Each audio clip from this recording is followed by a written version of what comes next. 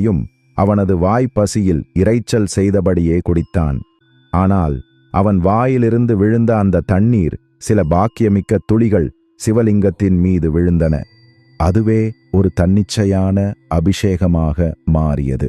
அந்த நேரத்தில் சதுரன் தன்னுடைய செயல்களைப் பற்றி ஒன்றும் அறியாமல் இரவில் விழிப்புடன் இருந்தான்.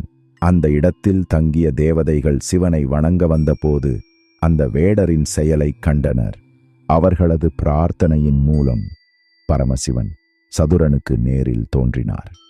சிவன் மழலை சிரிப்புடன் கூறினார், சதுரா, நீ அறியாமலே என் மீது காட்டிய பக்திக்கு நான் பரவசம் அடைகிறேன். இப்போது உன் பாவங்கள் அனைத்தும் நீங்கியுள்ளன. நீ இனி பிறவியின்றி என் லோகத்தில் தங்கி அமரராக வாழ்வாய். அந்த நிமிஷத்தில் சதுரன் சிவனிடம் தலை வணங்கி அவனது பாதங்களில் விழுந்தான். அந்த தரிசனம் பெற்ற பின் அவன் வாழ்க்கை மாற்றமடைந்தது. அவன் வீடு திரும்பியும் அந்த வனப்பகுதியில் ஒரு சிறிய சிவாலயம் கட்டி வைத்து பக்தர்களுக்கு உணவு அளித்து பக்தி வழியில் வாழ்ந்தான். சிவன் பக்தனின் நிலையை அல்ல, மனப்பான்மையை பார்க்கிறவர்.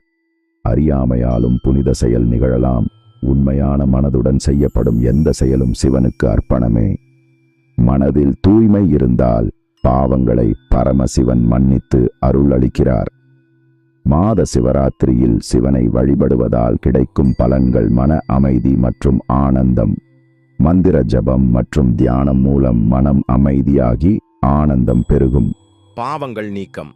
சிவராத்திரி விரதம் மற்றும் பூஜை மூலம் கடந்த கால பாவங்கள் நீங்கும். ஆரோக்கியம் மற்றும் நலன்.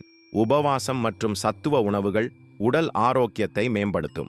மோட்சம் பெறுதல். சிவனை உண்மையான பக்தியுடன் வழிபடுவதால் பிறவி சுழற்சி முடிவுக்கு வந்து மோட்சம் பெற முடியும்.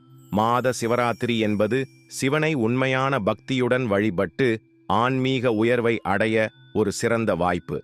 இந்த நாளில் மேற்கொள்ளப்படும் செயல்கள் நமது வாழ்க்கையில் அமைதி, ஆரோக்கியம் மற்றும் ஆனந்தத்தை கொண்டு வரும்.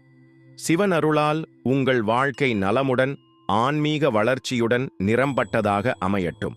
இதுபோன்ற விசேஷ நாட்கள் குறித்து ஆன்மீக விளக்கங்களை தொடர்ந்து வேண்டுமெனில் நாள்தோறும் நமக்கு தேவையான பக்தி பாதையை நான் கொடுத்து வழிநடத்துகிறேன்.